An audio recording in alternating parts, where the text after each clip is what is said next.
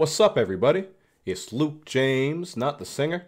If you're looking to get your music reviewed, you can hit up this email that's right here. But today I'm going to hit you up with my thoughts and opinions on this new album from Drake called Scorpion. Now, I think going into this one, a lot of people were curious to hear how it would sound since it was a double disc, because we all know how it goes when someone drops a long-ass project like this. We expect to hear tons of filler and be skipping, and skipping.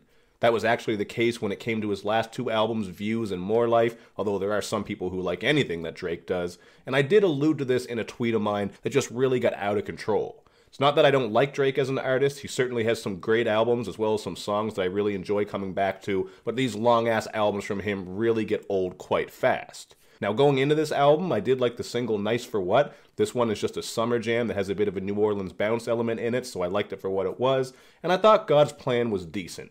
Wasn't an amazing track, but really just more of that generic sing-songy Drake that has a nice vibe.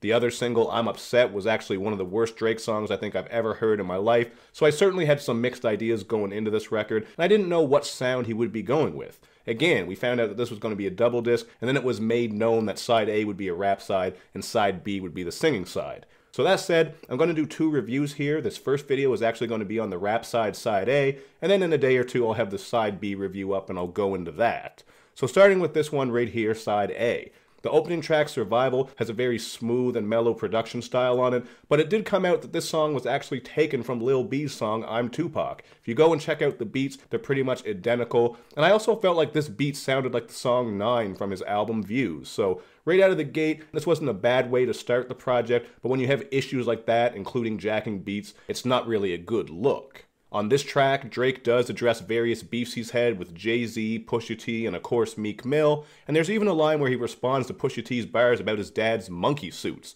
He spits that his daddy got suits like Bernie Mac, and he dresses himself. So this was a pretty soft opener. He's really just hitting you with one of those free verses where he's setting things up and explaining where he's at mentally and just some of the things going on with him in the game. So it works all right, but it's not really an amazing track. Certainly not one that I would come back to very often. Now, if you are looking for Drake to really respond to Pusha T on this album, he's mostly just sending some subtle jabs. Like on the song 8 out of 10, where he spits the only dead beats is whatever beats I be rapping to. This is a clear response to Pusha T calling out Drake for being a deadbeat dad. And then on this song, you also get Drake trying to claim the role of good guy. He's basically saying that he's being the bigger person and he doesn't want to escalate the beef. Now, as a grown man, I can certainly understand being the bigger person because getting into wars isn't always something you want to do, but god damn it, man, this really does make Drake look kind of bad, and I can understand why some people might consider this a cop-out and a cowardly move from Drake. He went so hard with Duppy Freestyle thinking that he was going to end everything, then the story of Adidon came out and just smashed the entire game. Like, that was one of the best beefs we've heard in a long time, if you ask me. So then, like, to pull out at this point, it really does feel like a cop-out. Like, you're just saying, I just want to be the bigger person right now. I don't want to do this, but Pusha T really just won this beef clear, flat, and dry, in my opinion. I mean, you're going to have other opinions out there because Drake fans are pretty hardcore, but I just didn't like how he really went with that. But you know what? I guess he had to do what he thought was the best decision for him, his business, and his family. That aspect I can respect. Now, I did still like this song because it kind of had that vintage Drake sound, especially with that Boy Wonder production, so there are certainly some moments on this project that I do like. I didn't really find this to be an amazing album by any means, but I also don't think it's trash like a lot of people are saying. Well, at least side A. Now, the other track that responds to the story of Adidon is Emotionless, where Drake spits one of the most famous lines from this project. He spits that he wasn't hiding his kid from the world, but hiding the world from his kid. So I just took that as him saying he didn't want to get his child caught up in the craziness of the media and Drake's fame. I can certainly understand that because someone of his stature who's really out there doesn't want people fucking around with his kid and getting all up in the comment sections and shit like that. But whether that's the reason Drake did that or not, who knows? Only Drake knows that for sure. And it really does seem like Pusha T put a wrench in all of his plans, man. If you're going to act like Pusha T did not have a direct effect on Drake when it came to some of the bars on this album, you are completely missing the point, because I think Pusha T did for sure, man. I also like in the second verse of the song how he speaks a bit on how people front on social media. He brings up how some girls even go as far as taking old pictures from trips and posting it just to make it seem like they're still on the go. So this track was pretty dope, man. It's also held together by some nice Mariah Carey vocal sample production, so this is another track that I thought was pretty solid, even though some of those issues in regards to responding to Pusha T were kind of weak. But as for the bangers, man, there are definitely a couple on here that I did enjoy.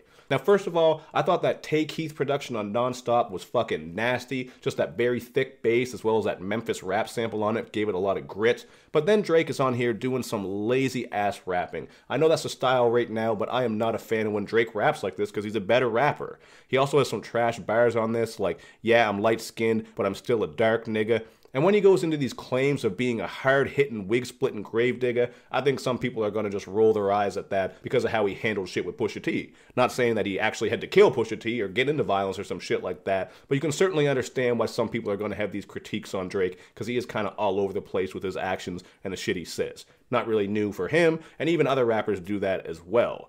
But with this track, I just think having a feature on it would have really helped break up the monotony. Imagine if you had got a crazy Memphis rapper on here, man. Someone classic like Project Pat or DJ Paul or someone like that. That would have really helped make this track better because Drake's rapping on it is pretty slow. But since I did mention DJ Paul, man, he snapped on the production on Talk Up. I do not know why more people don't go to DJ Paul for beats because he's been making high quality evil bangers for years, but this shit is a slapper and one of my favorite beats. You're also getting a pretty solid feature from Jay-Z here, where he spits, "Y'all killed X and let Zimmerman live," just in regards to how XXXTentacion was killed, and yet Zimmerman is still out here running around after the shit that he did. So there are some catchy and memorable moments throughout Side A for sure, but there are also some moments on here that really took away from it. I already mentioned my issues with I'm Upset. I just didn't think that was a very strong track at all. And then on Mob Ties, Drake sounds like a great value Young Thug. Just sounded like he was forcing that shit a little bit, so I didn't like that track much at all. Not to mention it has some dumpster juice bars on it, like when he says, "I'm not with the rah-rah, I am a dada." Honestly, I do respect Drake's pen game when it comes to the more introspective moments throughout this project, but there are certainly a lot of dumpster juice ass bars as you listen through, man. You're going to pick up on them on almost every song. Sometimes it seems like he's forcing certain lines, so, you know, there are elements to his rapping that aren't always on point, but he does do a good job of telling his story on some of these tracks. There's also the forgettable song, Can't Take a Joke. This one had nothing of interest happening with it at all. You get bland sing-songy Drake on Elevate, and I was even disappointed with Sandra's Rose. I saw DJ Premier's name listed as one of the producers, so I thought we'd be getting this gritty, hard-hitting boom-bap beat, but then we got some more glitzy shit that kind of sounded like something that Macklemore would rap on. Maybe not glitzy, but kind of bright and fluffy. I can understand that sound for this song, though, because it is sort of a ode to Drake's mother, Sandra. He's her rose. Isn't that just the sweetest song? But, you know, these are some of the songs on here that I really didn't care for, and they took quite a big chunk out of Side A, so that is why at the end, I'm going to go with a 3 out of 5. After a first listen, I did think about a 3.5 because I was just happy to have rapping Drake back. He wasn't doing all kinds of singing on this side, and he had some good moments. But a lot of this really just sounds like we've heard it from Drake before. Even the outro track, Is There More, is just one of those quintessential outros where Drake goes in over some very smooth and melodic production. Not a bad track, but it's not amazing. Doesn't make you want to come back to it over and over because he's done it so much, so... You know, Side A is alright, 3 out of 5 feels fair to me, but you guys can let me know in the comment section what you think, and the Side B review is coming up soon. Now make sure you do all that other social media stuff where you show me love and show me lots of it. Thank you for watching, everybody. I will see you next time.